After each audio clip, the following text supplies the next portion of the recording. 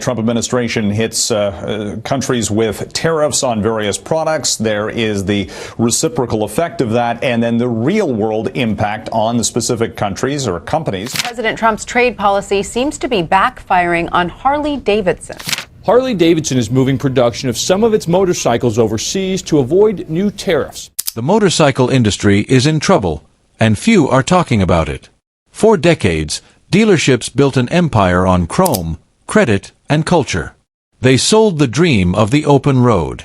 Now bikes sit unsold while riders walk away, and once busy dealers are quietly panicking. What went wrong? Why are so many riders abandoning brands they once loved? And can it be fixed before the whole system collapses?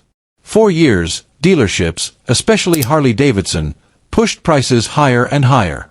It looked like simple supply and demand. But the markups were more deliberate. Small price bumps became the norm, changing what riders saw as reasonable. A bike that once cost $10,000 slowly climbed to $15,000, then $20,000, and few questioned it. Then the pandemic hit. Supply chains broke down, but instead of just covering costs, many dealers used the crisis to push prices even higher. Low supply, high demand became the excuse for every new fee. Market adjustment fees, destination charges, and mandatory add-ons appeared overnight. Customers felt pressured, buy now or pay more later. But the sticker price was only the start. Most buyers didn't pay cash, they financed. And during the post-pandemic surge, long-term loans became traps. 5, 6, even 7-year terms with high rates turned affordable bikes into huge debts. A $20,000 motorcycle could easily end up costing $35,000 or more by the final payment, all for a machine that loses value as soon as it leaves the lot. This hit younger, working-class buyers hardest. Many found themselves underwater within a year, stuck with big payments on bikes worth far less than they owed. For dealers, this wasn't an accident. Debt made customers loyal. If you're paying off a bike for 7 years, you're more likely to stick with the same brand for service, parts, and upgrades. Dealers also buried extra fees in the final price. Prep costs, documentation charges, inflated destination fees, often adding thousands to the bill. Refusing meant losing the deal. And because every dealer set fees differently, buyers couldn't easily compare prices. Even accessories and warranties were upsold as must-haves, but often added little value. Meanwhile, showrooms were staged to create false scarcity. Bikes marked sold weren't always gone, just hidden to make buyers panic. For a while, it worked. Dealers posted record profits. But eventually riders got fed up. They stopped accepting inflated prices and shady financing. They walked away. Now bikes that once sold in days sit for months. The system that ran on debt and hype is stalling, and if nothing changes, the industry risks grinding to a halt. The first hint of trouble showed up in the used market. More riders started skipping new bikes and turned to pre-owned ones on sites like Craigslist, Facebook Marketplace, and CycleTrader. These weren't just bargain hunters. They were loyal riders who'd lost trust in dealerships. Used bikes meant no hidden fees, no pushy sales staff, just a bike, a fair price, and a straightforward deal. Many buyers found well-kept used bikes for half the price of new ones, without the tech overload or complicated financing traps. Motorcycles age well. Unlike cars, a decade-old bike with proper care can run for thousands more miles. Since many bikes are used recreationally, wear and tear is lighter too, making older models a smart choice, especially when new ones don't add much in real performance. Another draw was simplicity. Over the years, bikes have become tech-heavy, ride modes, electronic suspension, touchscreens, apps. While some features boost safety, many riders felt the tech got in the way. The raw connection, the sound, vibration, mechanical feel, was fading behind software and screens. Older bikes brought that back. Fewer electronics, more road feel, and easier maintenance. For many riders, wrenching on their own bikes is part of the joy. Older models make that possible. Basic tools and know-how get the job done.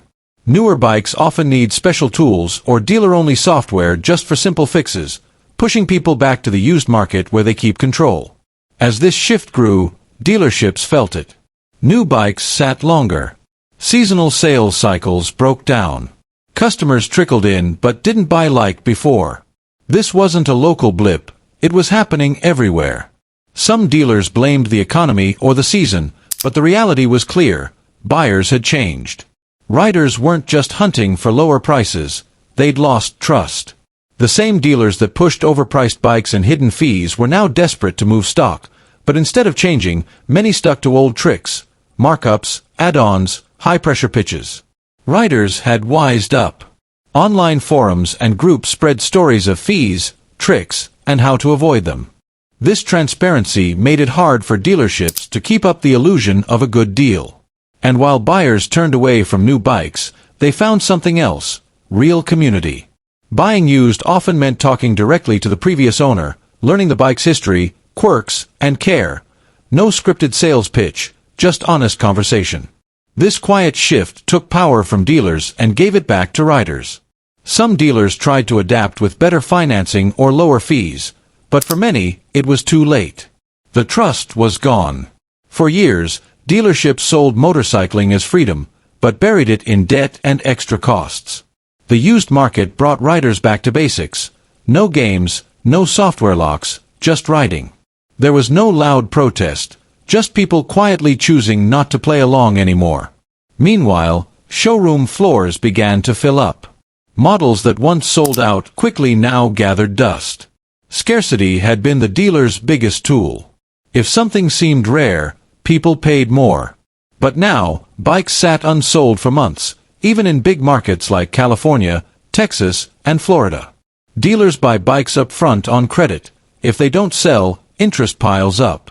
Some owe hundreds of thousands on bikes that lose value every month. The pressure is so bad that some dealers are turning away new shipments, once unthinkable. The emotional shift is just as damaging. Customers see the same bikes week after week. The hype is gone. And once buyers see the urgency was fake, it's hard to bring it back. Yet instead of cutting prices or offering real deals, many dealerships cling to the old ways, hoping the old fear of missing out will return. But for many riders, that ship has sailed. Instead of cutting prices, many dealerships have doubled down on pressure tactics. Sales staff are under stress, targets aren't met, bonuses are gone, turnover is up, and morale is sinking. The focus has shifted from helping riders to closing deals at any cost.